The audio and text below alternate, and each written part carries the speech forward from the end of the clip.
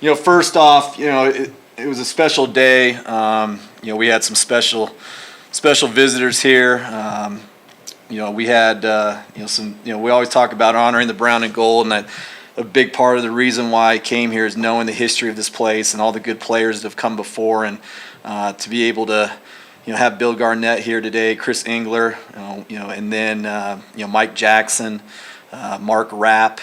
AJ's always here, but to have that group of guys here that back in '82 and '83, they found a way to win 2 WAC championships, found a way to win two games in the NCAA, 1 game in the NCAA tournament each year, and for those guys to connect with our guys and to really talk about what it took for those guys to win a conference championship, and the struggles that they had and how they had to go through, but it was their love for one another and just how connected they were. And I think that's a big part of why we're in the position we're in, is that got a special group of guys that are really connected, that really care and love one another, and you can see that how they play. And I thought the Colorado State game, when you went back and watched it, I thought from a defensive standpoint we were really good. We had a couple spells or a couple plays where we broke down a little bit, but to hold a team that's one of the better offensive teams in the country to 37%, I thought that we could definitely overreact, and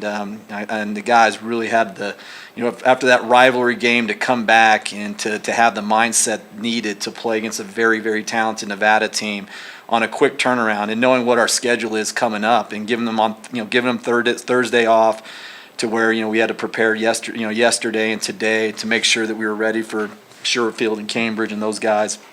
I thought that we were really connected against Colorado State defensively, and I thought we were that again tonight, being able to hold a team that's really good offensively, really hard to guard, to 36.7%.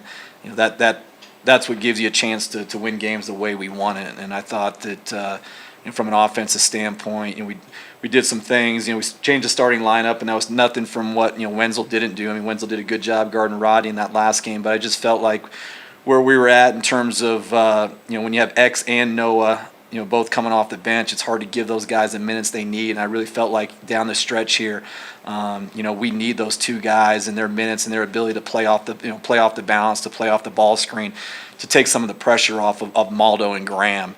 And I thought you saw that tonight. I thought both those guys played well. Noah doesn't, he doesn't come in. He doesn't care if he's playing Isaiah Stevens, if he's playing Grant Sherfield. I mean, that's the beauty of him, and I knew that when we recruited him, because he had visited a really good friend of mine at Northwest Missouri State, who's won about 5 of the last 6 Division II national championships. He had him in on a visit, and he has the best point guard in the country. That'll probably be a future NBA player, in Trevor Hudgens, and he went in that gym on his visit and basically said, "This is my gym." And so you got to love his irrational confidence, but that's also the reason why he's going to be a really good player. But thought we did a really good job, with Sherfield and Cambridge. Gave up a few offensive rebounds there in the second half that I'm not thrilled about, but just thought that our collective spirit and our collective effort, and challenged Graham after the CSU game, for him to focus more on what really matters and not getting caught up in the things that he can't control. And I thought he did a really good job of that tonight, and you can really see it in terms of what he did on the glass. I mean, for him to have 15 rebounds, 6 offensive, and just to dominate the game the way he did. That says a lot, because I challenged him pretty well yesterday. So with that being said, what do you guys have?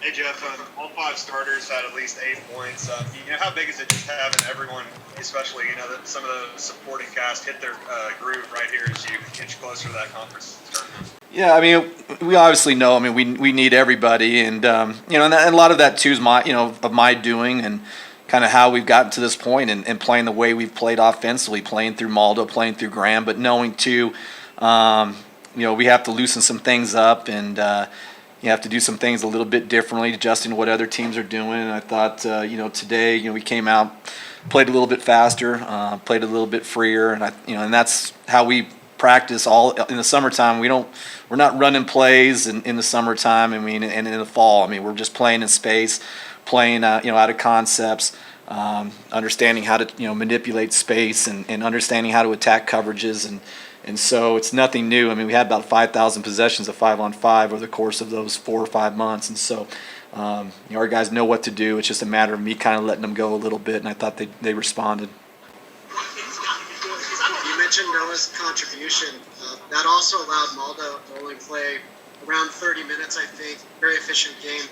How big of a boost is that just to keep his legs fresh, given what's coming up in 48 hours? Yeah, no, and Maldo got in foul trouble too. That played a little part of it, but we know too that especially in the case of San Diego State, some of these other teams that you're going to get up and try to pressure you a little bit. And you need another ball handler on the floor, and so and that's where with Noah he can give Maldo a break. And he's really good in the ball screen. And then you have Graham, who at the 5 spot. I mean, he can bring it up and basically be your point center if he needs to be. So just to have that extra ball handler, and I thought X played with a lot more. He looked like the X of last year, where he had a lot more confidence. He was just moving right, wasn't overthinking things. And I thought he played a really good game. What can you say about Ducell and what he did to Sherfield today? Really held him in check. Well, I mean, it's not necessarily. I mean, because they set so many ball screens, it's more. It's a collective effort. I mean, it's the guy on the ball, but then it's also, the big who has to be able to get up and impact the ball, and not let Sherfield come off and dictate the terms. And I thought I thought we did a good job early on. I didn't think we did a good job. We weren't up high enough. The big wasn't, but I thought as the game went on, we did a good job. And then those guys behind the ball, being able to shrink the floor and doing their job in order for the big to have the confidence to know that if he gets up, when you got a guy like Warren Washington rolling to the rim, I mean that poses a lot of problems if you're not shrinking behind the ball. And so I thought our guys, not just X, not just Noah, not just the guys that were guarding Sherfield. I mean it was a team effort.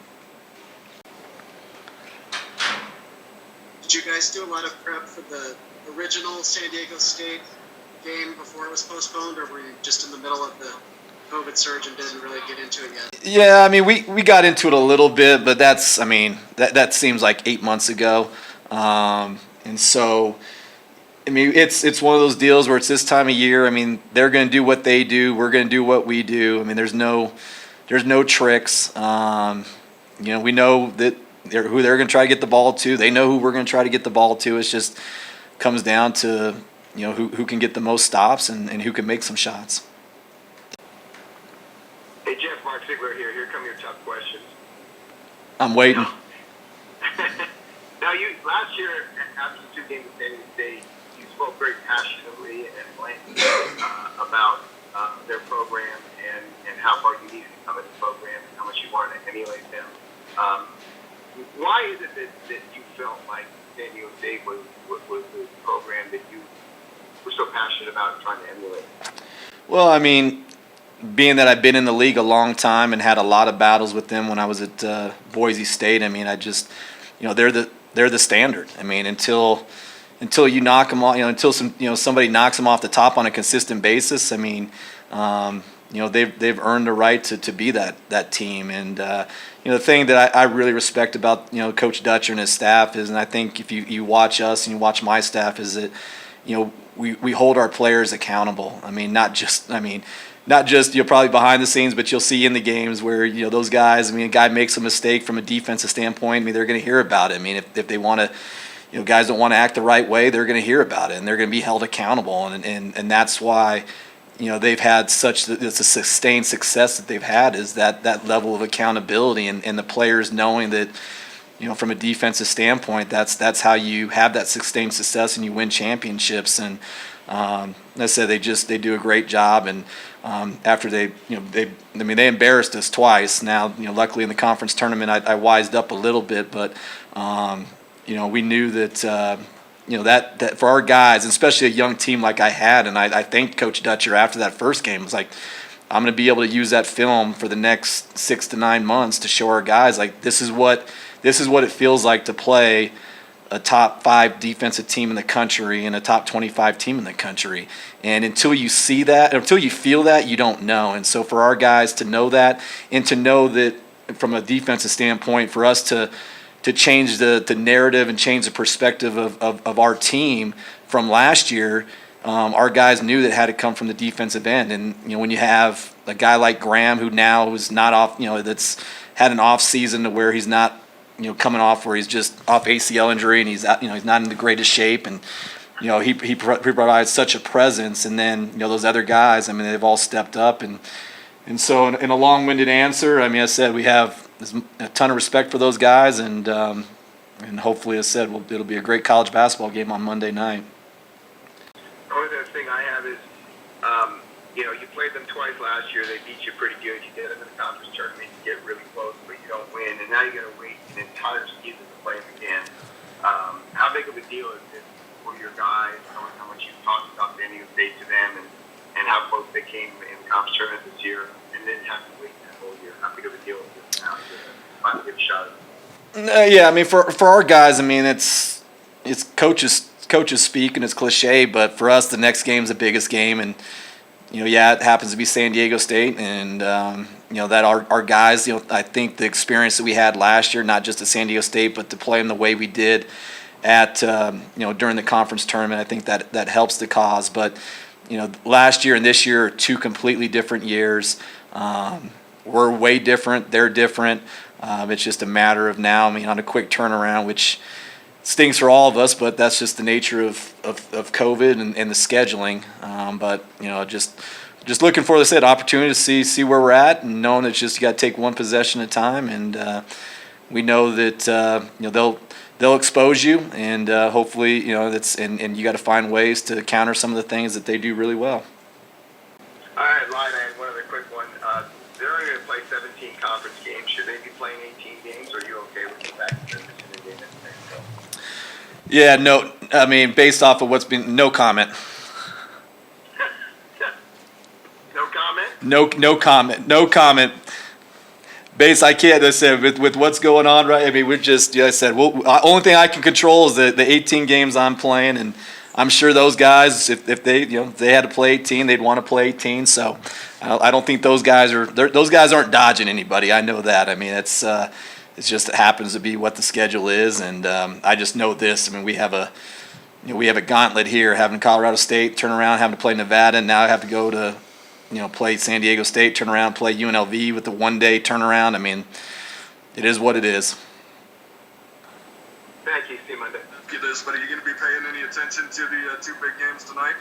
Not really. I mean, at the end of the day, as I told our guys, I mean, hope's not a strategy, and hoping that the other team loses, hoping the other team misses shots. I mean, that just doesn't. That's not how you get to where you need to get. I mean, we know that we have to go out and we have to earn it, and we got to go out and we got to make the other team miss shots, and we got to go out and make our own way. And yeah, it'd be nice if Boise lost, sure. If Colorado State, yeah, sure. But at the end of the day, I'm focused on us. All right, guys, thanks.